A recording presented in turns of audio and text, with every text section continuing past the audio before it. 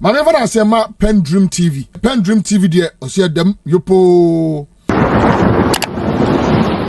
So welcome back. Tonight we're live with the Minister for Finance, Forson. Is it Cassiel or Cassiel? Cassiel. Cassiel. What does it mean?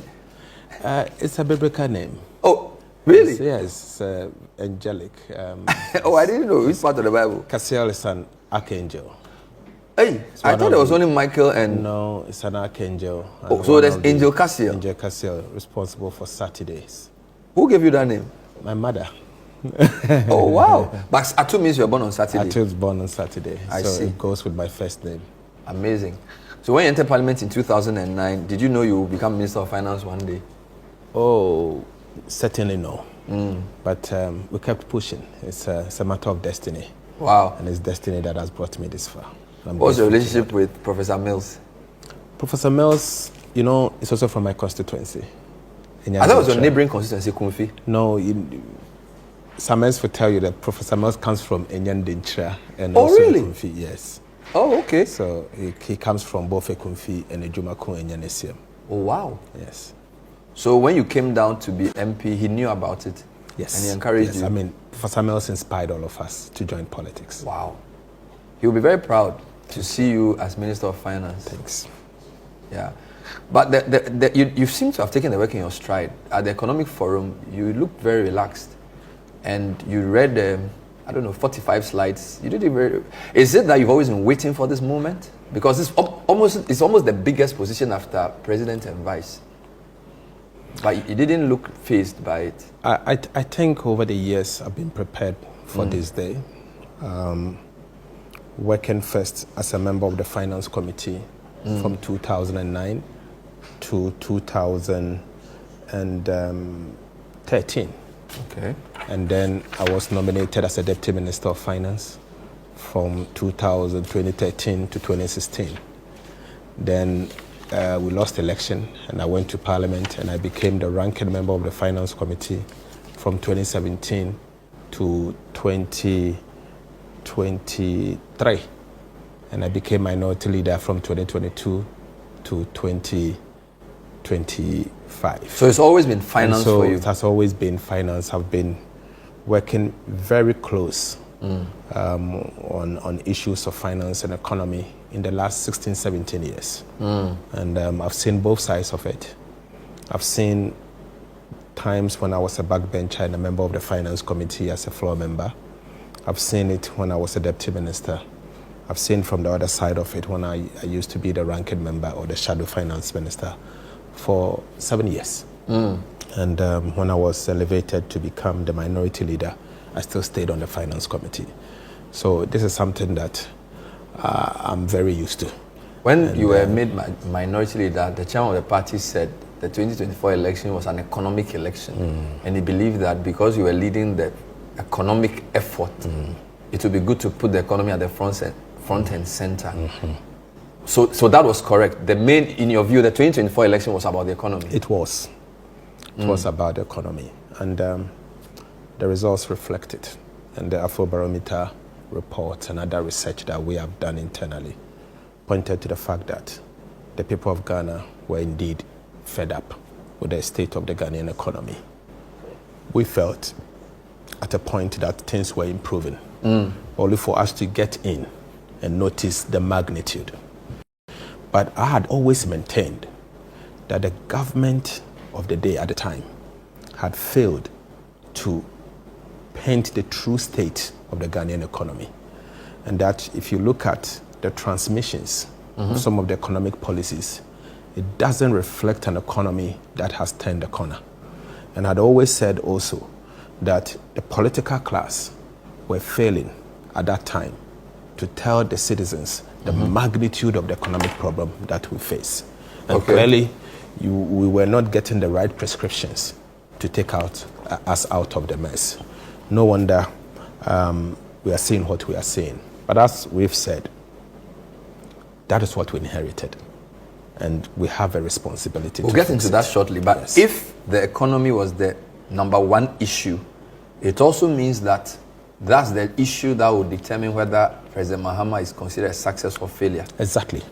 So in a sense, you have the most difficult job of all your colleagues. I agree. And I commit to support the president to do just that. So are you talking about the economy being worse than you thought because you want to manage expectations?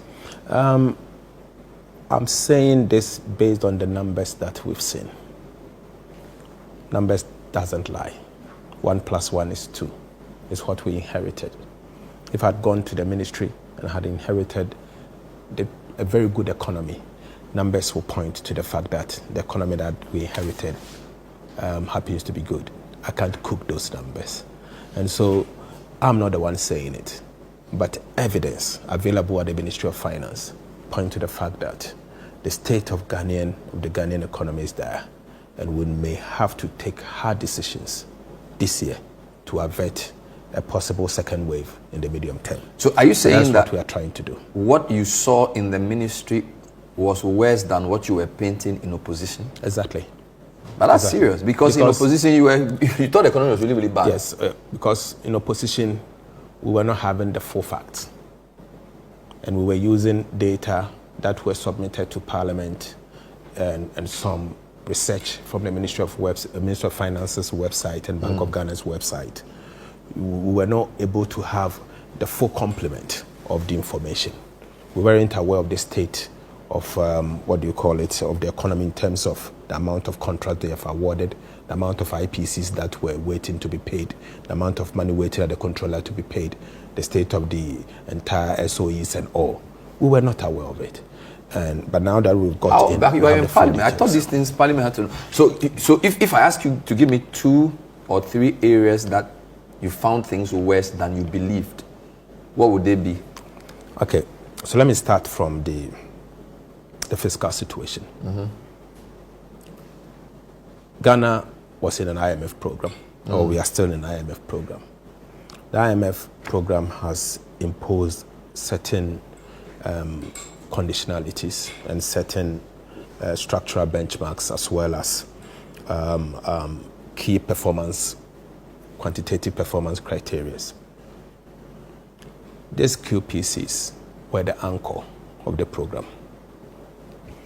The main anchor of the IMF program has to do with primary balance on commitment basis. Simple put, your debt at the time wasn't sustainable. And so the best way for you to bring your debt to sustainable levels is for you to do couple of stuff. The first was to do debt restructuring. And the debt restructuring was structured in such a way that the average bondholder was going to accept a haircut. And so you could see that the adjustment was actually coming from debt haircut. And then some taxes were imposed with a view that the primary balance was going to move from a deficit to a surplus. The year 2024, we were told, and Parliament approved, and the government committed to IMF to do a primary surplus of 0.5% of GDP. Simple put, they were not going to borrow to service the debt, because the primary balance is the main anchor for debt accumulation.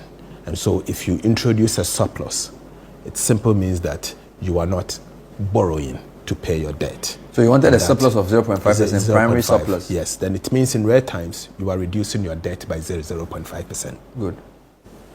Now, what we have seen is that instead of 0.5% of GDP, they've done surplus. They've done a deficit of 3.9% of GDP. So that tells you that they have deviated by 4.4% of GDP. Gargantuan. And how did we arrive at this? When I went in as a minister on the 23rd of January, my office was full of requests for payment. When you got there on 23rd of January, there were people who had requested payments. Waiting for payments. And I said, why should I start paying when I don't know the situation? So it was coming, kept coming from everywhere. And so I said, hang on a second. Let us write to all MDAs to bring the amount of money that are being owed. And so the MDAs supplied us with those information. I was surprised. They brought about 60-something billion cedis. So I said, okay, them sending it by email and posting it and bringing letters to the office, that's not validated. So I want to have a special hearing ahead of the budget hearing. So we started special hearings by inviting every sector minister together with chief directors to appear. Some ministries were not having. So these are the outgoing, in a outgoing. way, the old team. Yes. No. The existing team. Then, okay, the new team. Some ministers were not having some ministries were not having ministers. Yet, but the chief directors so came. the chief directors came. Okay. And so this data that I requested were largely supplied by the chief directors. Good. And so they brought all the information. And I said to them that, let me know the true situation so I can plan. And you asked them to present essentially the monies that were due to be paid. Due to be paid and contract that has been awarded. Contracts awarded, the money is due. And due. My money is due. And so, cumulatively, we found out this. We found out that the MDAs have awarded contract in excess of $195 billion. Not cedis. Billion cedis. 195 billion cedis. MDAs. Yes. Contracts. MDAs are ministries, departments, and agencies. 195 billion cedis. Billion cedis. Okay. Then aside that, the MDAs have generated certificates that are yet to be paid. And the certificates are in two kinds. Those that have gone through Ministry of Finance and been processed to the Controller and Accountant General, 18.2 billion cedis. Then another 49.6 or 5 billion cedis were certificates that are yet to be processed to the Controller and Accountant General's Department for Payment. So I was alarmed. So that's like 67 billion. 67.5 billion cedis. In certificate contractors who have, which means they performed the job, and they expect the government of Ghana to pay them. 67 billion. 67 billion. Do you have sectoral breakdown? Is this roads? Is this health? I have sectorial breakdown. For the 67? The biggest one coming from the Ministry of Roads and Highways. Over 21 billion. Okay. From one ministry. And the rest was scattered. And I can share the data. So about in the budget statement. Yes. Coming from one ministry. Roads Ministry. Roads Ministry. And to my surprise, most of these contracts were awarded without authorization. Simple put, without commencement certificate. Because if you look at the PFM Act, the Public Financial Management Act, you will require authorization from the Ministry of Finance before you award those contracts. And these are debt that they have left behind for the next government to service. Was there like a time frame within when these contracts were signed? Was it early in the administration? Was it in the first term? Was it in the last year? Have you done that analysis? I have commissioned an audit, and the Auditor General is working with the Big Four to give us the dates, the levels, and the details to ascertain the eligibility and the validity, whether they are valid for us to pay. Validity. Or yes, we need to understand that. And so the audit is ongoing, and I've said that until the audit is done, you're not completed. So 67 billion cedis in what you can call arrears. Yes. And then 194 billion separate. These are contracts. Yes, commitment. They expect payment, but have works been done? The Do you know if works have been done? Contracts that are in the pipeline. Some probably may have done the work, and they are yet to, when you finish the work, you have to wait for certain processes to go through before certificate will be issued. So they are not certificates yet. And some are work in progress, some are jobs that has been awarded, but the contractor is yet to complete. And I'm saying the audit will ascertain all of that. Okay, so fair enough. So there are arrears, and then there are contracts which have sort of encumbered you. Exactly. But that is not all. Okay, there's more? That's not all. This excludes debt at the statutory fund level. Okay. So you have road fund owing about 5.5 billion cedis. Outside this MDA Outside thing you this said? MDAs. Because they are statutory funds, they are not just an MDA. So road fund owes people 5.5 billion? 5.5 billion. Then you have the likes of Get Fund. You have the likes of, DACF. This is Assembly Common Fund? Yes, they have their own debt. I see. Then Cocoa Board, ECG. Cocoa Board owes 32 billion cedis. Wow. ECG owes 68 billion cedis. They owe who? They owe contractors. Who have done work? Who have done work. So they should pay them, but that's not your business. If ECG owes them, are you ECG? Well, in the program, in the IMF program, they classify Cocoa Board and ECG as part of central government. But ECG and Cocoa Board say they can't pay. You know ECG's situation. ECG's situation is so bad. It's so bad that they are supposed to collect the power that they consume. Unfortunately, they buy the power. They are supposed to sell the power to consumers like yourself, collect the money, and pay. But the data we've seen so far, ECG collects like 1.5 billion, keep 500 million, and pay only 1 billion cedis. Okay. As a result, they are unable to pay IPPs. And as we speak, Government of Ghana, through ECG, owes IPPs $1.7 billion. $1.7 billion, not cedis. In fact, the amount is $1.730 billion. That's how much ECG is owing IPPs. So, coupled with the 1.7530, they also owe suppliers another 68 billion cedis. Hey, what is going on here? So let me get this straight. 67 billion in arrears, MDAs, 195 billion in contracts across various departments. ECG owes 68 billion cedis. Correct. Cocoa Board 32 billion. 32 billion. Road Fund 5.7 billion. 5.7. IPPs 1.7. $1.730. Okay, but that's fine. Yes. But usually when you talk about an economy is good or bad, I understand the issue of owing and cash flow, but there are other issues, right? So for example, your predecessor minister said he left you with $8 billion worth of gross reserves. And that when you left in 2016, you left with 6.7, but he's living with 8 billion. That's point number one. Point number two, Can I address the point? Oh, you want to take it one by one? Okay. Yes. So first of all, he's talking of gross reserves. Yeah. So gross reserves, we use it to cover imports.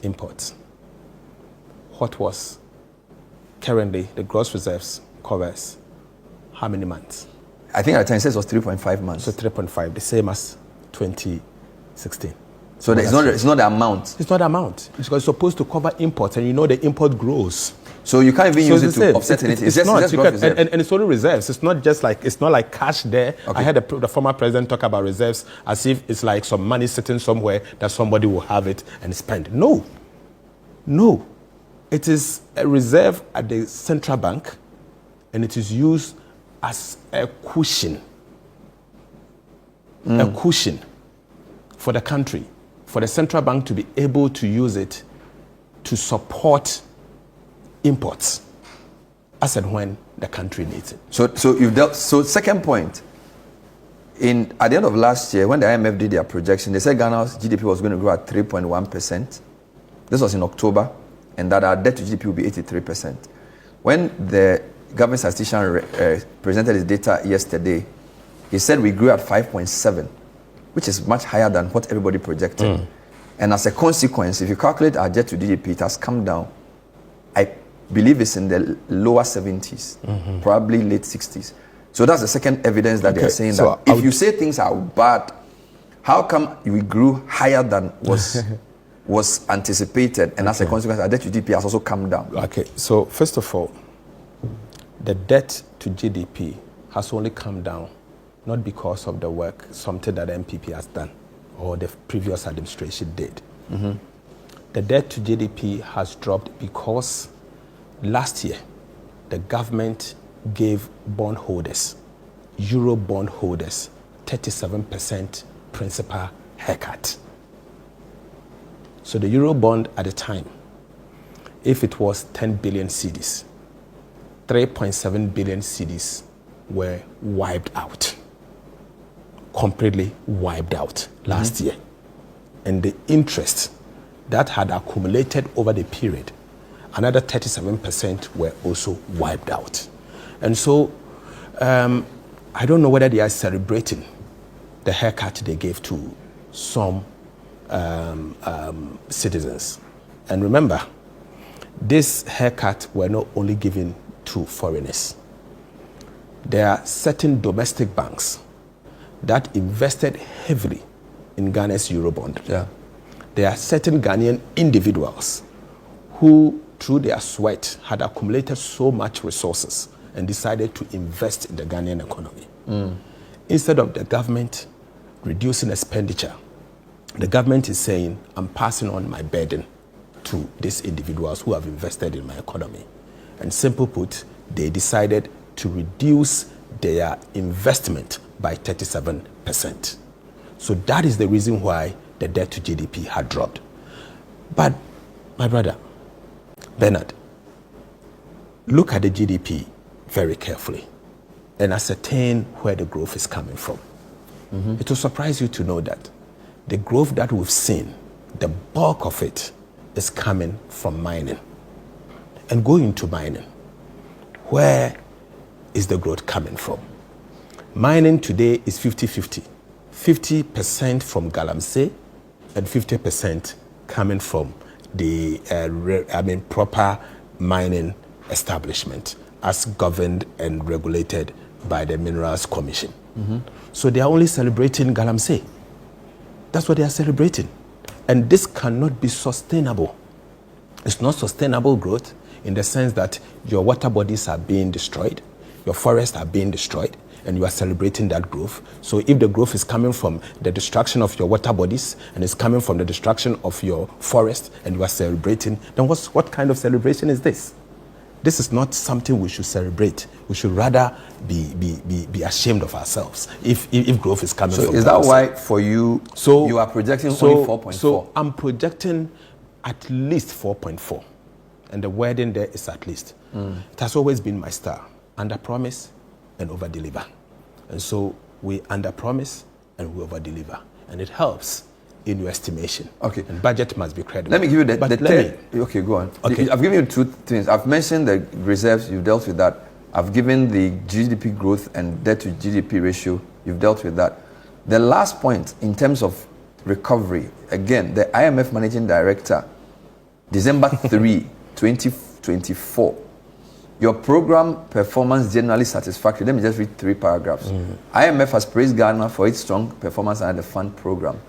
This, it says, is attributable to the progress made in debt restructuring, economic recovery, and financial stability, which signals a positive outlook for the country's economic and business climate. Let me read 2 more. The IMF made this assessment after its executive board approved $360 million as the 4th disbursement to Ghana under the 3 billion ECF. And then the team commended Ghana's performance, citing progress in debt restructuring, economic recovery, fiscal and external improvement. So even IMF admit this is December 3. Okay, so this is December 3rd, based on data from second quarter 2024. Data that were submitted because assessment, the cutoff was in June.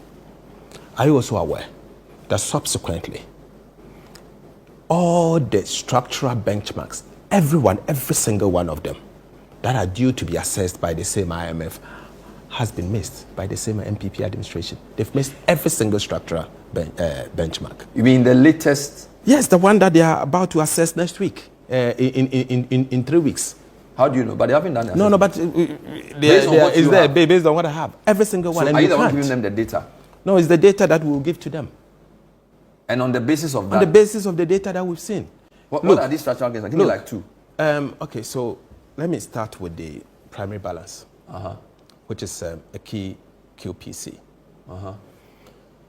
we were supposed to do 0.5% of GDP. Surplus. Primary surplus. Surplus. The data that we've seen so far, they've done a deficit of 3.9% of GDP. And that is the primary anchor. That is the main anchor for the IMF program. You've missed it. Inflation. There is a monetary policy consultation clause in the IMF program. And we are supposed to do inflation. The inflation was supposed to be 15%. What is the outcome? 23.8.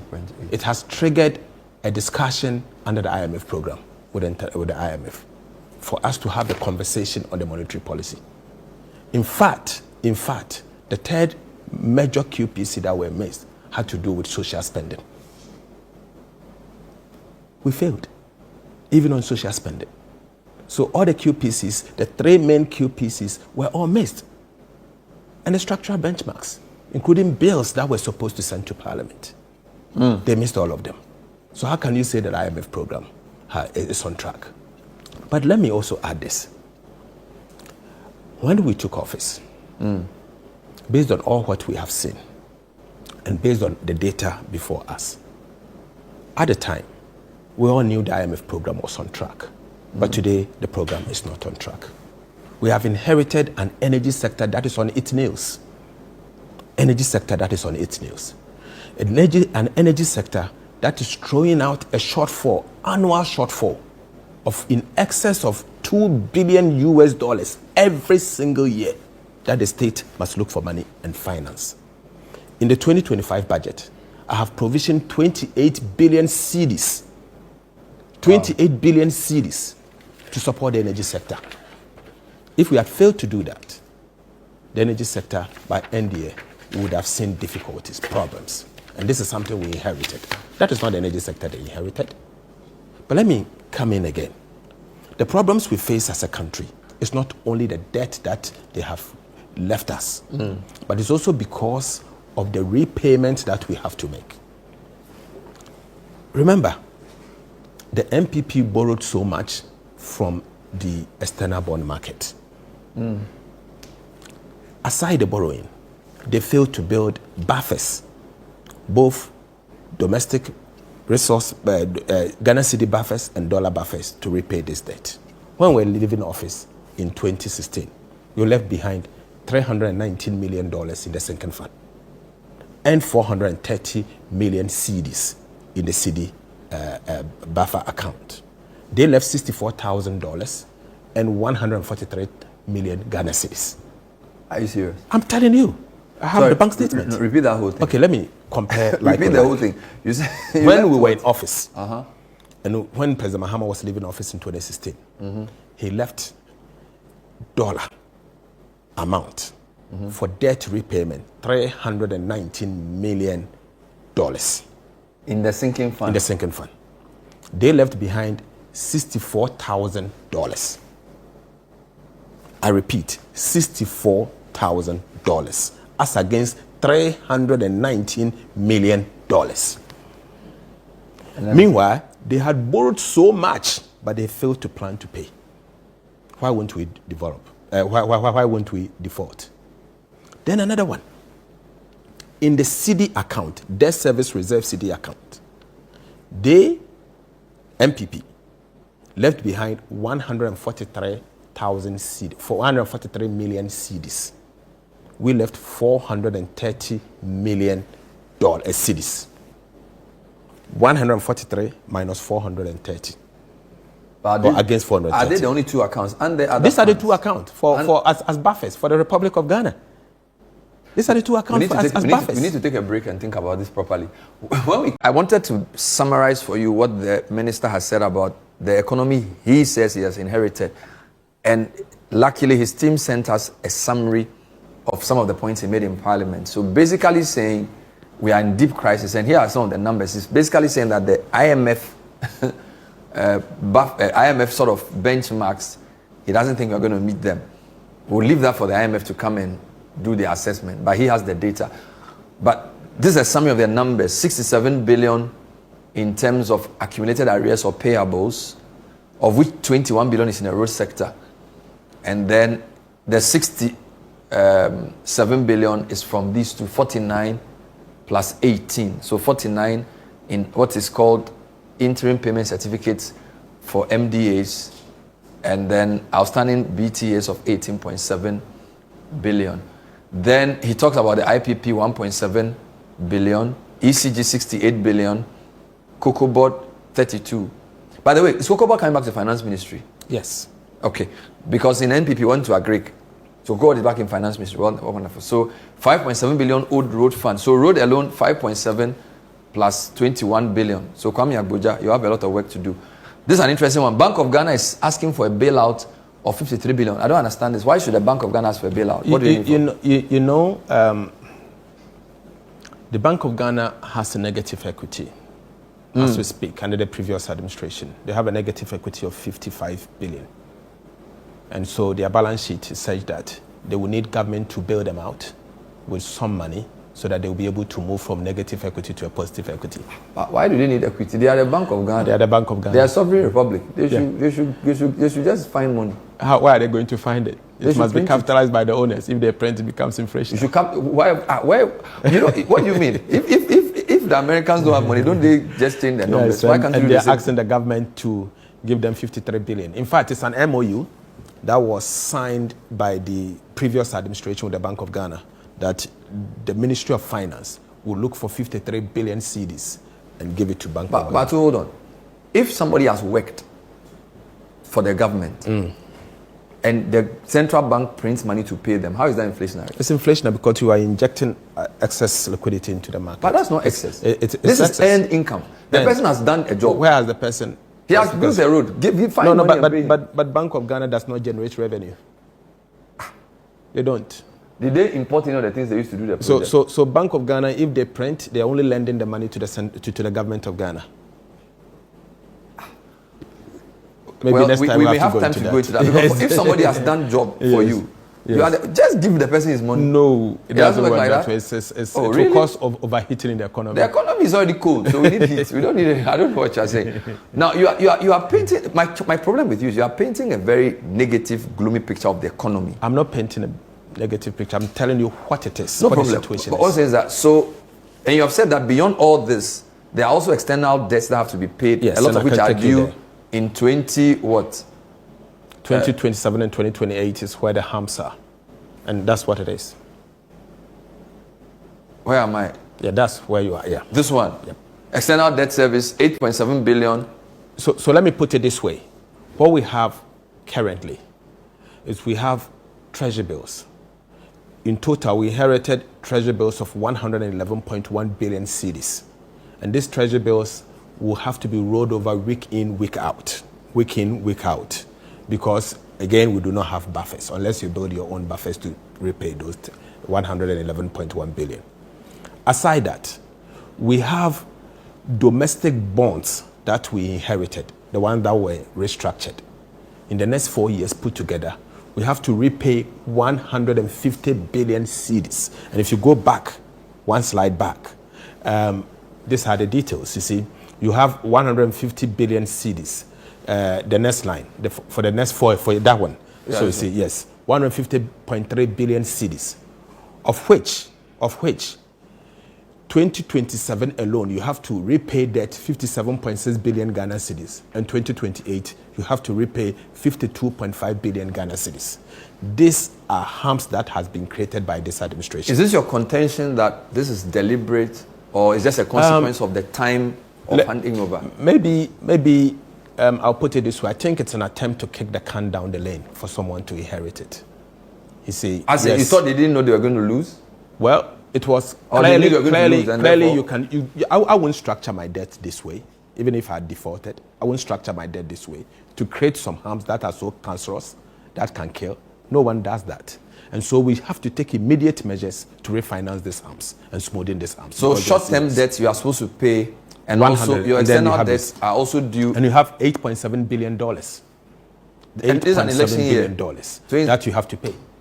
And again, you have approximately $5 billion that you have to repay between 2027 and 2028. So have you been able to put everything together in terms of what you are supposed to pay in terms of arrears, certificates due? We are not even talking about like external debt, just domestically. It scares me. I don't like to. You don't want to know the full number? I don't want to, because I know, but I just don't want to add it to my headache. But what I want to say is that touchwood will fix this. You fix. We have what let me come back. Let me come back. So this is my concern now. You have painted. You say this is the real picture. So how on earth are you now removing taxes and promising all kinds of things? I've looked at your what do you call it? Your revenue initiatives, and you've basically said you will scrap about 4 taxes. You will redo the VAT, and when you redo the VAT, you even remove the COVID as well. And by the way, when you put all that together, how much is that going to cost you? Okay, so the taxes we have identified for removal will give us a loss of about 2.3 billion cedis. 2.3 billion cedis? 2.3 billion cedis. Oh, okay.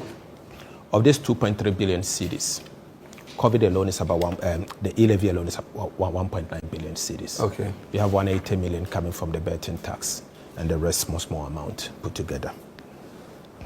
What we have said is simple. We needed to close this gap, and we have found a way to close it nicely. The previous administration, in all honesty, abused the tax refund system.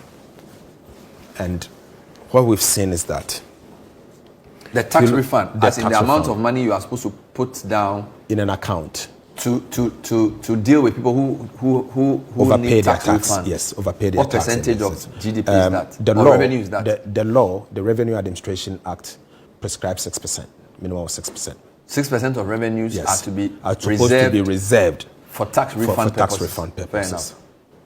And in the last 8 years, almost 30 billion cedis, 29.1 billion has been accumulated into that account. And so all what we did was simple. We looked at every year and accumulated, then look at the last 8 years, how much has been accumulated into that account and how that funds has been used. Okay. To our surprise, only 43% of the 29 billion was used for the tax refund. And that tells us straight away that the tax refund account does not need that 6%. That 6%. But I could go as low as 3%. But also to stay on the side of caution, we decided to take 2% out and then keep 4%. And how much would that give you? And the 2% alone is giving us 3.8 billion cedis. So that can cater for the 2.3 billion? It's enough to cater for the 2.3 billion and still have 1.5 billion cedis left. And that 1.5 billion, the remaining 1.5 billion is enough for me to increase capitation grant, enough for me to increase school feeding, enough for me to introduce no fee stress for first year students, and enough to buy textbooks for primary education. And so you could see that it is not rocket science. It's so let me get this straight for your people.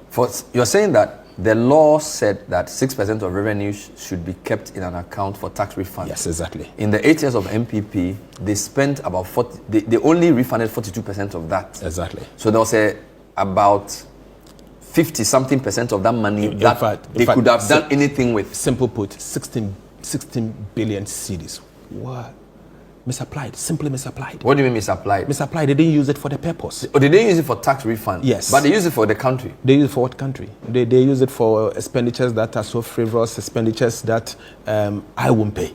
It was used like a slush fund. In the coming days, we'll go into Is there a record of what they use it for? Yes. Because you also want to use it to do other things. I just don't want to. No, I'm supposed the Revenue Administration Act prescribed what you can use the tax refund account for.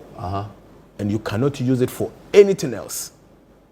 Anything else. In the coming days, I'll give you the details of what they use the tax refund account for. I just don't want it to crowd the budget, and that's why I've been careful. So you're saying that the tax reliefs you've given, just by readjusting this tax refund account, you can get money to pay for the relief? Exactly. Good. But what we need is beyond that amount. Yes. Because if it even accrued 30 billion, the thing you just showed me here, You need trillions of cedis. Oh no, I don't need. You don't need trillions. The budget's not trillion. Well, the economy is worth 1.3 trillion. Let me show you, but that doesn't mean you need. Fair enough, but you said a lot of things. 67, 190, whatever. No, in terms of the debt that you need. Okay. You are not paying everything this year. Okay. In the 67 billion arrears, we've provisioned to pay 13 billion. 13 billion. Of the 67. Of the 67. Okay. Okay, that 13 billion, one way or the other, you have to pay after validating. So in the budget, you see arrest votes, and we have created 13 billion cedis, and we'll provision to pay this over time. That the 194 contractors. 194 contractors are those who have to work and bring. So some of that has not been done yet. It hasn't been done yet, and so we will have to validate for us to be able to know those who have done those work. And those who have not done work at all. I want to use this medium to guide them. Then make sure you have commencement certificate. Because if you don't have commencement certificate and you do the work and you expect us to pay, don't think out. So even if I can show you the road, I don't have commencement certificate. I've done the road. It's an authorized commitment. So you pay me? It doesn't. You are wild though. So if they don't go through the right process, you will not pay. Yes, that's what it is. They have to go to the right. So you pay 13 out of the 67. The 150, you will be sure they have commencement certificate, and you check where they've commenced. Exactly. If they are close to finishing, they should finish. They should finish. But if they've not started, they shouldn't start. Exactly. What about the road fund 5.7 billion? Will you pay? Road fund. What I've done for Ghana Road Fund is to uncap. Okay. The allocations that goes through Ghana Road Fund. We have, as a result, allocated 2.81 billion cedis to the Ghana Road Fund. Remember? So that clears about half of it. Yeah. So will all of that too go into arrears payment or for new projects? No. The uncapped amount, which is about 1.1 billion, we expect that they use that for the purposes of road maintenance only. Road maintenance only. Do we know how much road tolls will bring? Estimate? Not yet. The Ministry of Roads and Highways is doing some estimations. And I'm sure they'll be able to come out with IPPs 1.7, will you pay? Yes, IPPs. The 1.7 billion, will you pay? Oh, the IPPs 1.7 billion, we have to pay. You have to pay? We have to pay, and we have to find the money. The ECG 68 billion, who is paying? ECG must find a way and pay themselves. COCOBOD 32 billion, who is paying? They have to pay themselves. But you are their supervisor now. COCOBOD is now under you. But it doesn't mean we should take their debt. So Randiabi must find money to pay? He has to. Okay. That is what, unfortunately, the former administration left for him. Let's just continue the logic. So you've said that you will save some money through the tax refund. You've removed the caps from the statutory funds. That's all well and good. But I still see that for every major item, your allocation for this year is more than last year. Yep. Road fund, 15%, yes. 155% more. School feeding program, 33% more. Capitation grant, 73% more. Correct. LEAP program, 30% more. Are you saying all these things are coming from the extra money from the tax refund? No. The school feeding, the capitation, and the LEAP coming from the tax refund. The road fund, in the past, and I'm sure you may have paid attention to this, there has been a major policy shift. I recall in 2017, the MPP administration came to Parliament and introduced what we call the Carping and Realignment Act. Their intention was, at the time, centralize every government payment. Okay. Take it from the statutory funds and centralize it and pay from the center. The reverse is what we have done. We believe in decentralization. So what we have done is that instead of the past, where they cap the key statutory funds, Ghana Education Trust Fund, National Health Insurance, and the Ghana Road Fund, they were capping it and spending from the center. We are saying no. Road Fund, take your money. There is a reason why the ordinary Ghanaian is paying a levy for a litre of petrol for you to maintain the roads. So take the money and use the money for the purposes of maintaining our roads. That is your mandate, and ensure that you do it. And you have a sector minister. The minister will be encouraged to ensure that that thing is done and done well. That's what we've done. Number 2, Get Fund. You have the free senior high school. And the free senior high school, we all know the problems with the free senior high school. To date, we've not been able to find a dedicated source of funding for the free senior high school. What we did was simple. We felt that by uncapping the Ghana Education Trust Fund levies alone, you will get 4.5 billion cedis additional resources. Free SHS needs 3.5. By uncapping the GET fund, you will get 4.1. So that covers the 3.5. That covers the 3.5. And leaves some surplus. And going forward, we are going to go to Parliament to amend the Ghana Education Trust Fund Act to make free SHS or free secondary education part of their mandate, so they will be the ones to ensure that payment is done and school children are paid. Wouldn't that affect the original purpose of GET Fund, which I believe is infrastructure? So first, let me put it this way once again. You know, the Ghana Education Trust Fund, under President Akufo-Addo and the MPP, they had capped it, and that money wasn't going to them anyway. And aside the fact that the money wasn't going to them, they had gone to borrow the Ache bond, you remember? And they'd gone to use the receivables as a collateral. Yes. And so at a point, GET Fund was using 55% of its revenues to service that debt. The Ache bond. Again, what we did was we absorbed the debt and freed them from that resources. And GET Fund, as we speak, is now free, to the extent that all the receivables going to them, they don't have a debt obligation. So what we have restored, they will use it for free senior high school, and there will be surplus. And what they have, or they will always have, they were in the past encumbered. We've removed the encumbrance, and we have allowed Ghana Education Trust Fund to have given them the opportunity to use that to be able to start building school infrastructure in both tertiary, secondary, and basic education. And as part of the strategy, we've asked them to continue the e-blocks that in the past we started but was abandoned in between. That sounds interesting. So is this why you said you will not give sectoral performance and outlook? You will leave that to the sector ministers.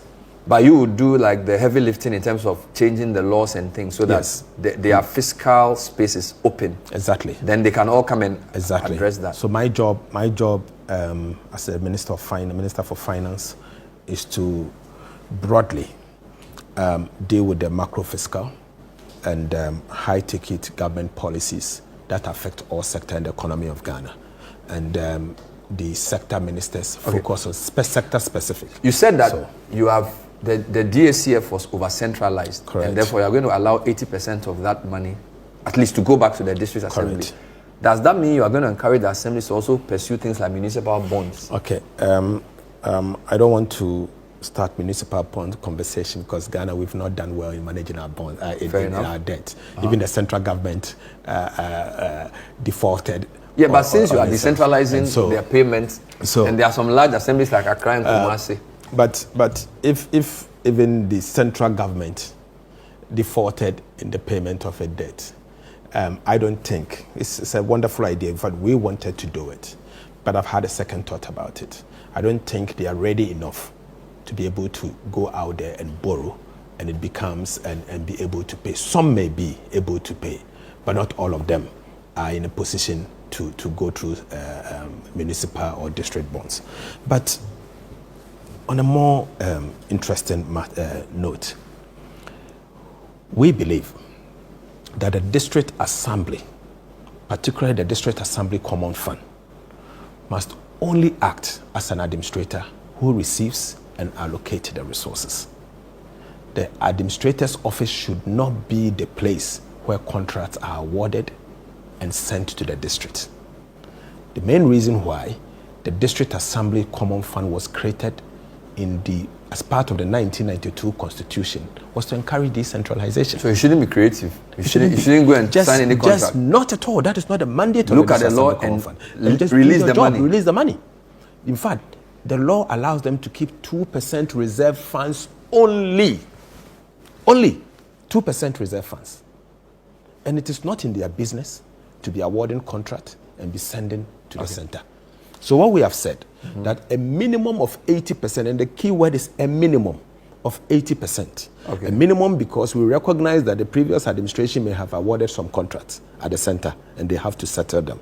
And so, regardless, 80% must go to the district to spur economic growth. I'm an MP, and MPs will tell you what the district goes through. And my constituency, for example, if the district assembly is to receive resources, you can see the economy and the district capital and how the way is booming. So we believe that money. I'm still trying to find out where you get the money from. You've explained the what do you call it, the tax refund. Yes. You've explained the uncapping. Yes. But T-bill seems to be the main business in town. Correct. I heard you in January say that you didn't think it was a sustainable way of going. Correct. And then I heard you also say that, by the way, in the past 2 months, the rates have come down. So in a sense, you're saying that you are you are reducing your dependence on T-bills. Is that what you're saying? Yes. Let me put it this way. We inherited a T-bill stock of 111.1 billion cedis. This must be rolled over week in, week out. Yeah. Coupled with your budget financing needs. So if you have a net domestic financing requirement, for example, of 1 million cedis every month, then it means if you have to roll over 9 million, you have to add 9 billion to 1 billion to the 9 billion so that you can borrow for that week. What we've done is simple. We have reduced the PSBR, the public sector borrowing requirement. And if you reduce the public sector borrowing requirement, what happens is that your activities in the market are not so deep, and so you can cut the rate as and when, depending on the rate that you want to cut. Over the period, we have also built buffers. Buffers because we were actually not necessarily overspending. And so if you are not spending and you have raised resources, you can intervene using your own resources to buy back some of the bonds as and when you decide based on your strategy. So you could see that we inherited a 91-day treasury bill from 28.9%.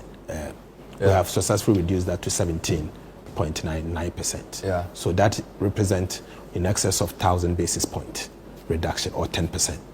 We've also reduced the 182-day treasury bill from 29% again to 19%. And this is on the basis of your pulling back? Yes, pulling back. And also rejecting... And our debt management strategy. Fair enough. There are two questions on T-bills. Yes.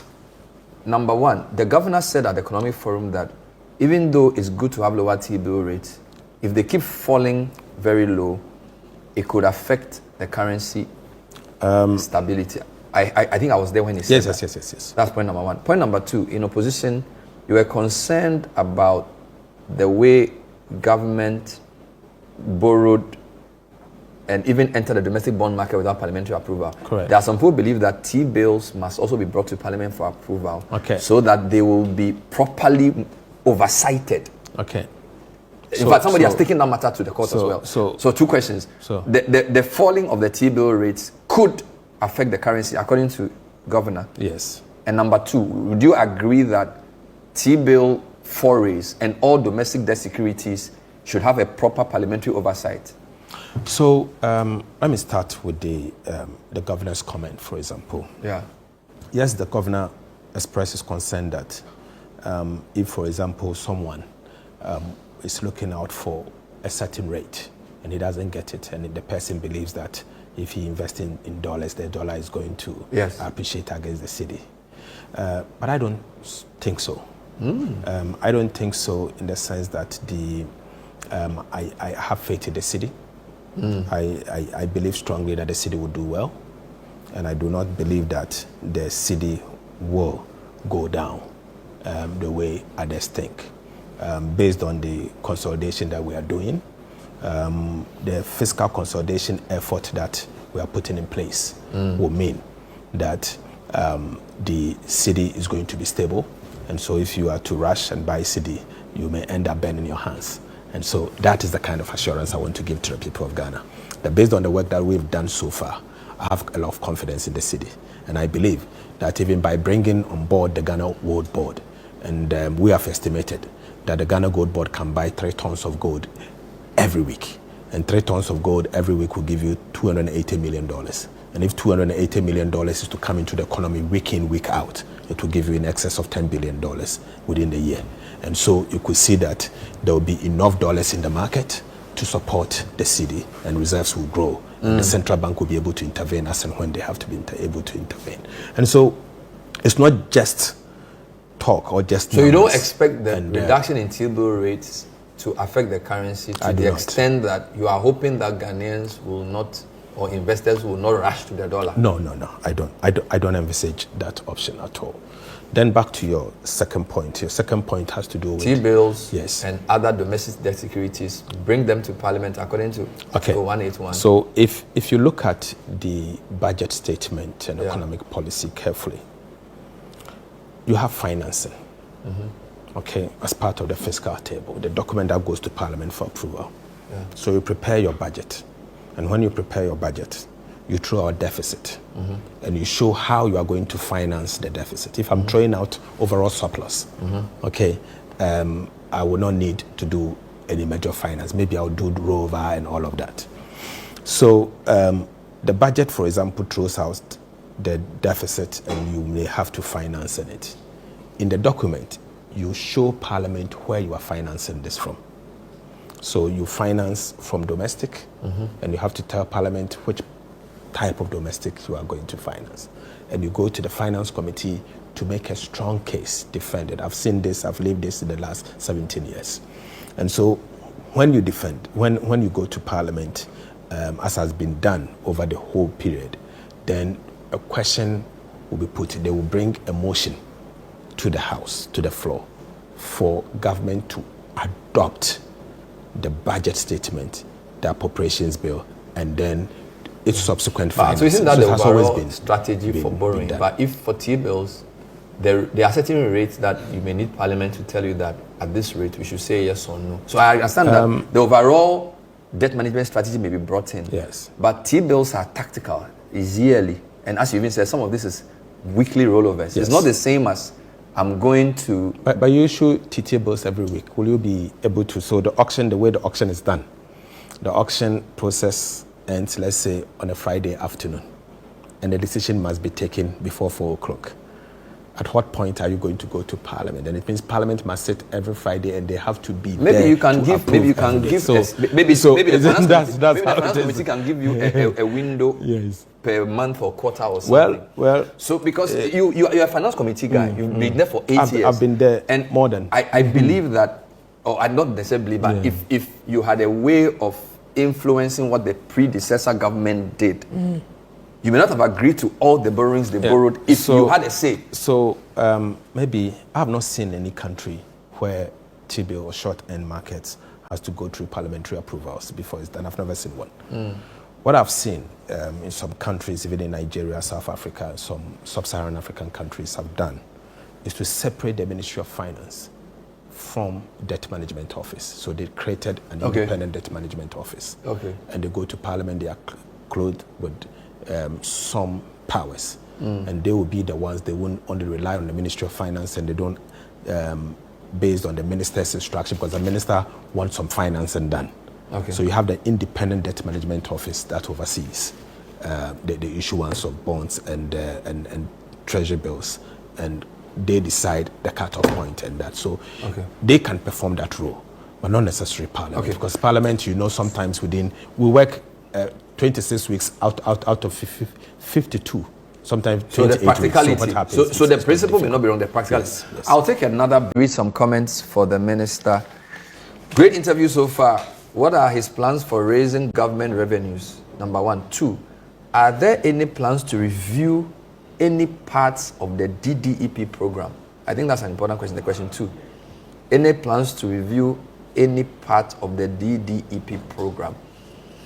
Yvonne Aku Asempa, good evening. Bernard, ask Honorable if there will be posting of nurses and midwives and other allied health professionals this year, because some of us have been suffering after 5 years of completing school.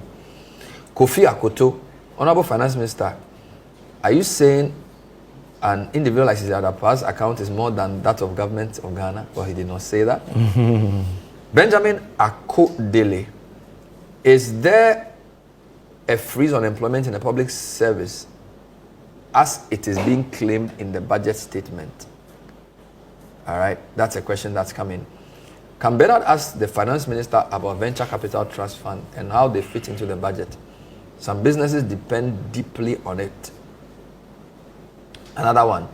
Bernard, negotiations was made and an agreement signed concerning utility allowance for all senior staff of universities last year, October, for payment to begin in November.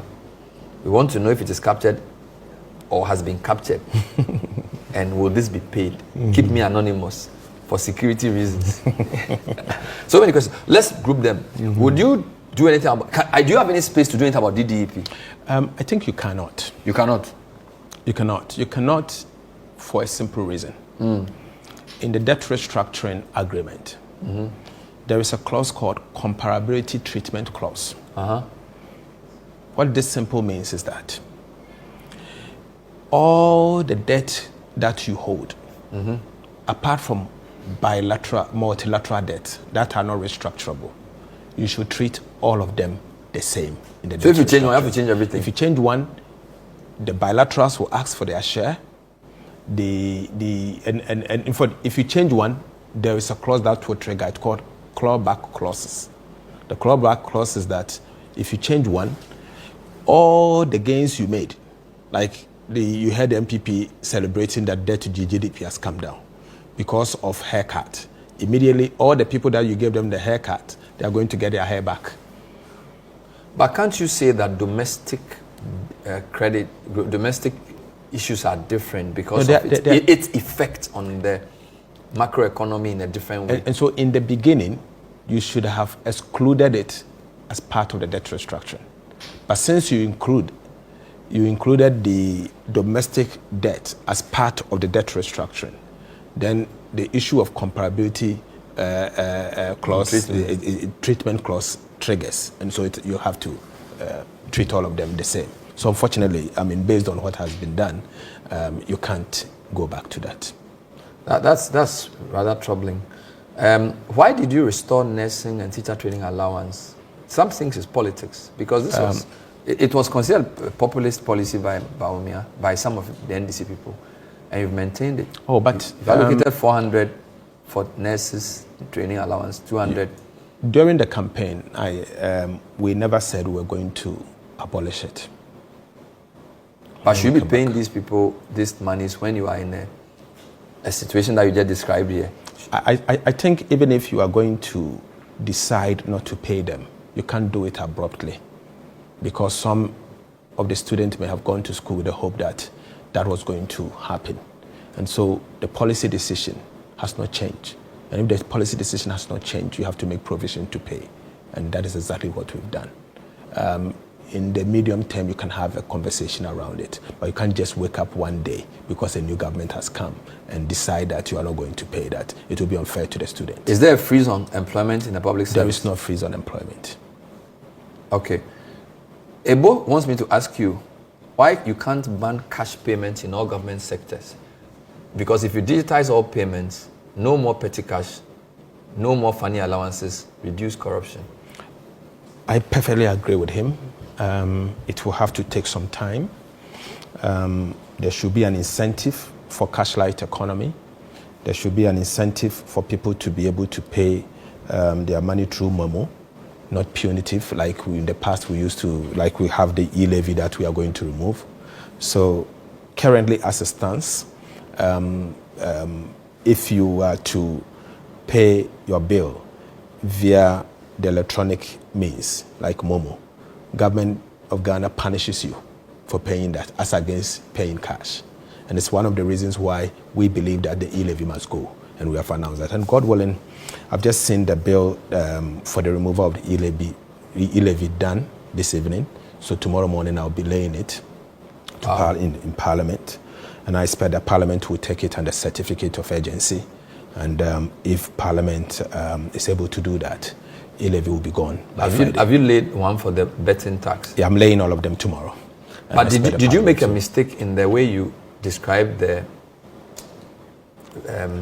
withholding tax on lottery winnings as betting tax. It led to some confusion. Yes. The NDC prepared a manifesto. And we prepared a manifesto and signed a social contract with the people of Ghana and said that in 100 days, 120 days in office, we are going to remove the 10% withholding tax on bet winnings. Simple put, the betting tax is a tax that when you stake betting and you win, a percentage is deducted, 10% from your winnings. What we are saying we're going to do is to remove that tax. But I heard some of them saying that, what about the betting companies and their corporate income tax?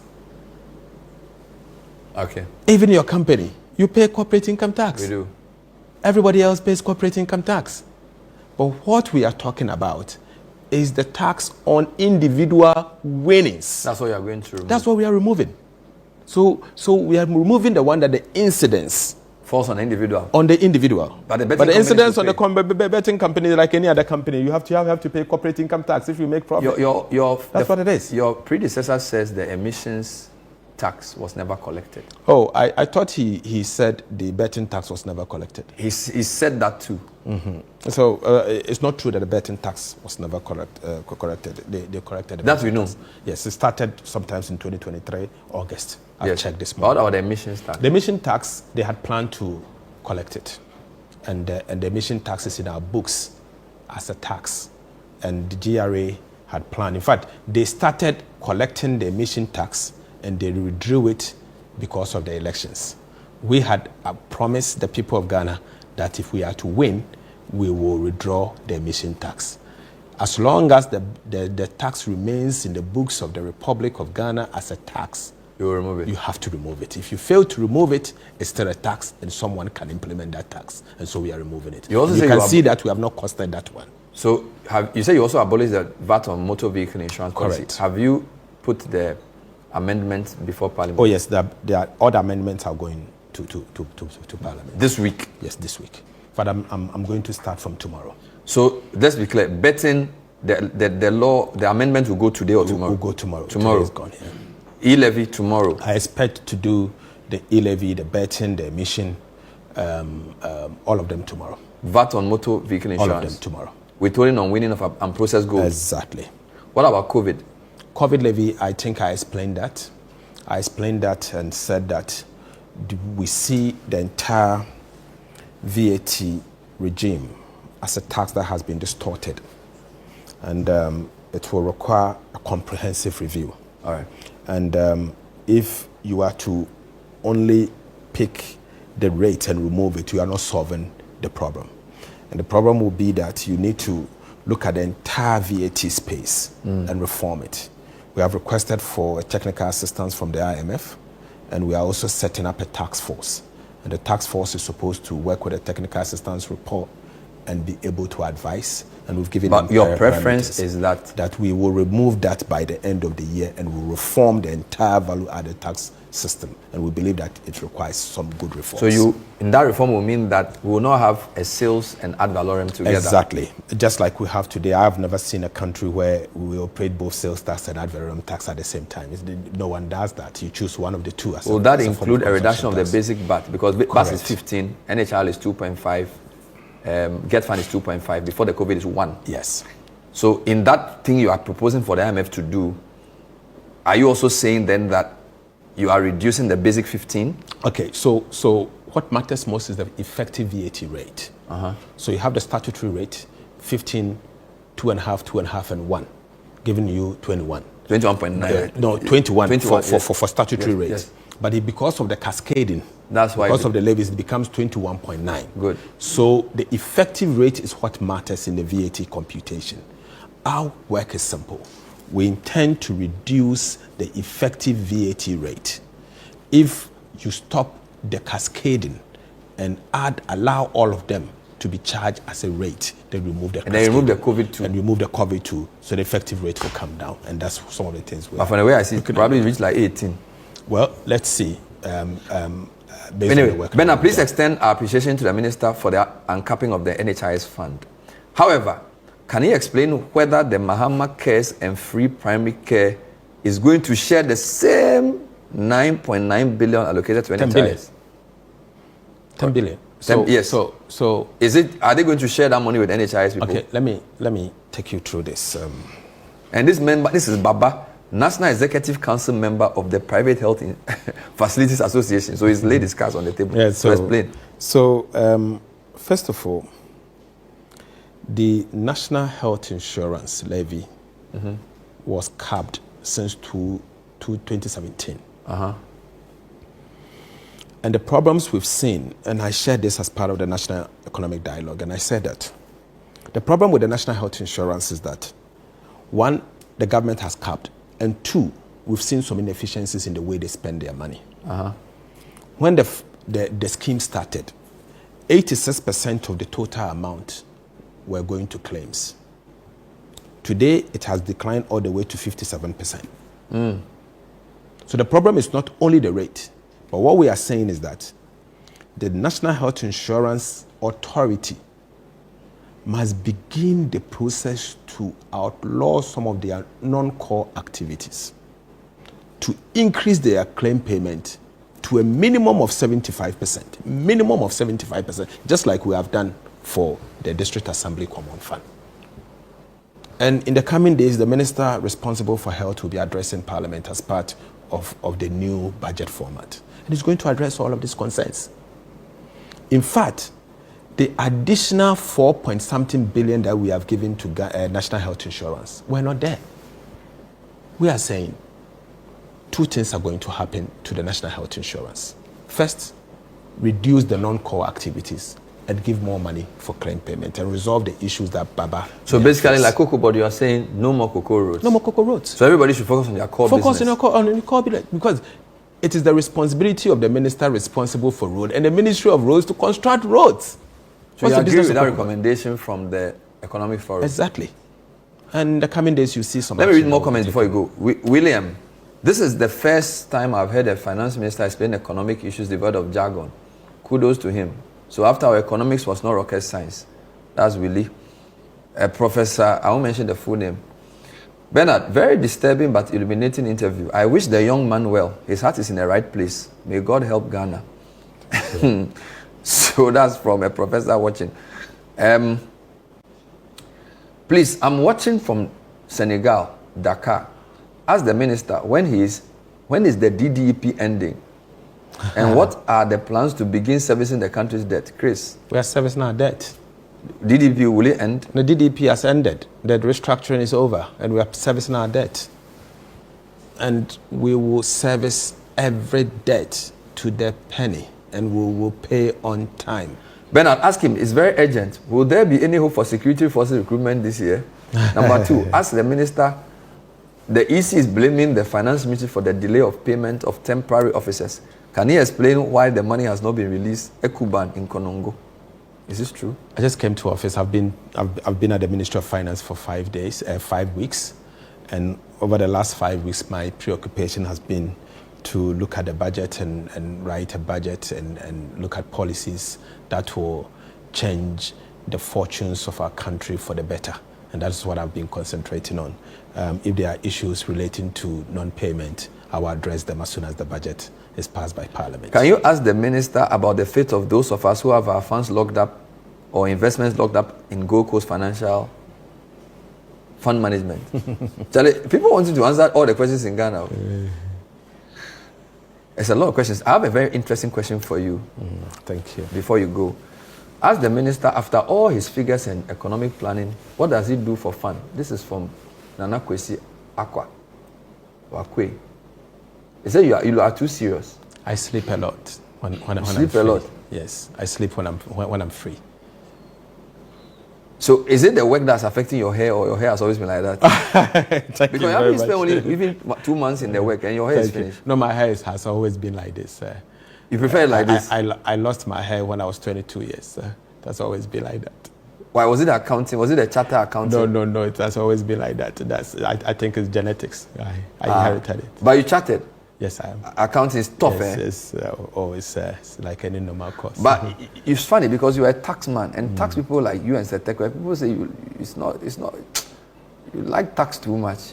Oh, no, really. I mean, look at this budget. We have not imposed much taxes.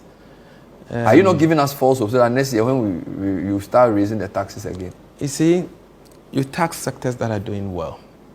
And if you watch this budget carefully, this is a budget that you can simply call it a people-centered budget. It's a budget for the people. We touch lives. We touch the vulnerable in particular. And the budget was done in such a way that you want the key social sectors of the economy to grow.